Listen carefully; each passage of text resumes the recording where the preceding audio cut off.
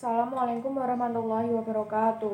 Perkenalkan, nama saya Itsnaini Noftika Rahmawati, NIM 2020 SEK 58 dari kelas A1 Sukesha, Program Studi Ekonomi Syariah dari kampus ITB AHS Indonesia.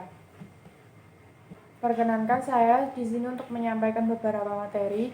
Yang pertama, mengetahui lembaga keuangan syariah, prinsip-prinsip sistem keuangan syariah, sistem kerja bank berdasarkan prinsip syariah, prinsip hukum perbankan syariah.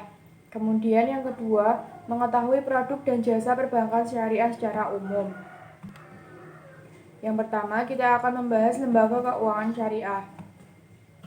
Lembaga keuangan syariah adalah sebuah lembaga keuangan yang prinsip operasionalnya berdasarkan pada prinsip-prinsip syariah Islamiyah. Unsur kesesuaian suatu LKS dengan syariah Islam secara tersentralisasi diatur oleh DSN MUI yang diwujudkan dalam berbagai fatwa yang dikeluarkan oleh lembaga tersebut.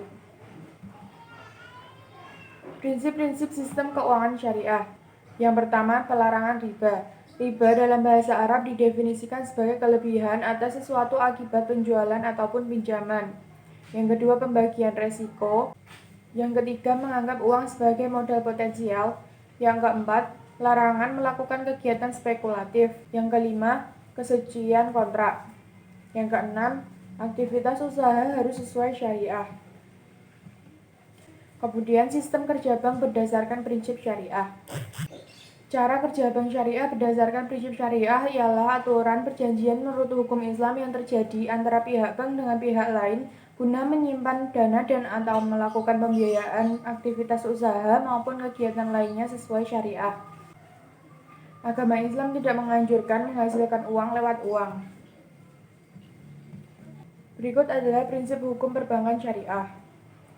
Yang pertama, prinsip kepercayaan. Prinsip kepercayaan adalah suatu asas yang melandasi hubungan antara bank dan nasabah bank. Yang kedua, prinsip kerahasiaan. Rahasia bank adalah segala sesuatu yang berhubungan dengan keterangan mengenai nasabah penyimpanan dan simpanannya. Yang ketiga, prinsip kehati-hatian. Prinsip kehati-hatian adalah suatu asas yang mengatakan bahwa bank dalam menjalankan fungsi dan kegiatan usahanya wajib menerapkan prinsip kehati-hatian dalam rangka melindungi dana masyarakat yang dipercayakan kepadanya. Yang keempat, prinsip mengenal nasabah. Prinsip mengenal nasabah merupakan prinsip yang diterapkan bank untuk mengetahui identitas nasabah, memantau kegiatan transaksi nasabah termasuk pelaporan transaksi yang mencurigakan. Berikutnya, kita akan membahas produk dan jasa perbankan syariah secara umum. Yang pertama, ada tabungan syariah, kemudian deposito syariah atau tabungan berjangka, kemudian ada gadai syariah atau rahan, kemudian ada giro syariah, dan yang terakhir pembiayaan syariah atau ijarah. Yang pertama, tabungan syariah. Ciri khas tabungan syariah adalah menerapkan akad wadiah yang artinya tabungan yang kita simpan tidak mendapatkan keuntungan karena cuma dititip. Tidak ada bunga yang diterima oleh nasabah, akan tetapi bank memberikan hadiah atau bonus kepada nasabah. Kemudian deposito syariah atau tabungan berjangka. Deposito adalah produk simpanan di bank yang penyetorannya maupun penarikannya hanya bisa dilakukan pada waktu tertentu saja, karena bank membutuhkan waktu untuk melakukan investasi. Gadai syariah atau rahan adalah uang yang dipinjamkan murni tanpa bunga. Namun nasabah wajib menyerahkan barang jaminan atau marhum untuk kepentingan sebagai alat pembayaran utang manakala pemberi gadai tidak dapat membayar utang saat jatuh tempo yang telah disepakati. Giro syariah adalah giro yang dijalankan berdasarkan prinsip-prinsip syariah. Dalam hal ini, Dewan Syariah Nasional telah mengeluarkan fatwa yang menyatakan bahwa giro yang dibenarkan syariah adalah giro berdasarkan prinsip wadiah dan mudharabah. Kemudian kita akan membahas ketentuan giro syariah menggunakan akad mudharabah. Yang pertama, dalam transaksi ini nasabah bertindak sebagai sahibul mal atau pemilik dana dan bank bertindak sebagai mudharib atau pengelola dana.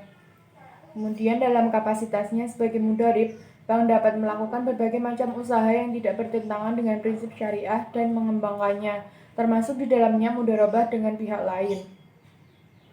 Kemudian yang ketiga, modal harus dinyatakan dengan jumlahnya dalam bentuk tunai dan bukan piutang. Yang keempat, Pembagian keuntungan harus dinyatakan dalam bentuk nisbah dan dituangkan dalam akad pembukaan rekening. Yang kelima, bank sebagai mudharib menutup biaya operasional giro dengan menggunakan nisbah keuntungan yang menjadi haknya. Kemudian yang keenam, bank tidak diperkenankan mengurangi nisbah keuntungan nasabah tanpa persetujuan yang bersangkutan.